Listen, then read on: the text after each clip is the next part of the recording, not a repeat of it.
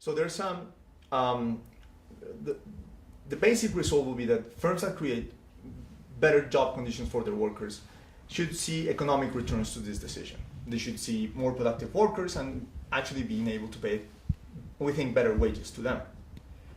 Then a question is, well, if that is the case, then why are not firms in Latin America doing this already? I mean, why are not they just creating nowadays a good job environment for every worker in the region?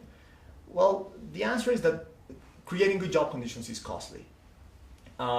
We have to, so a policy implication is that if there are any costs to actually, for example, set up, we think that setting up, for example, human resource management departments within firms, especially as they start to grow, it's key to actually get this policy implication going. So if there's any way that policy could reduce this type of cost, that should allow firms to, by themselves, start to create good job conditions. So that's one policy implication.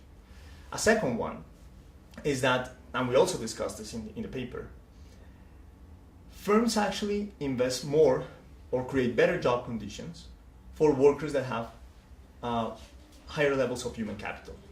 So when a worker when a firm receives a worker, and depending on its level of education, of past experience, and basically different signals of how productive this worker could be, we think that the firm is actually going to invest more or create better job conditions for this type of worker.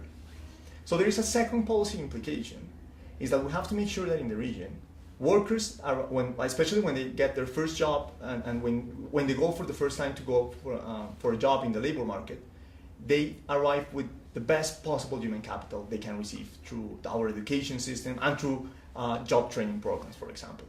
The best the more human capital they have with themselves when they present to these firms, the more the firms are actually going to be willing to invest in these costly job conditions, and we should see this the economic possible consequences that we think are there to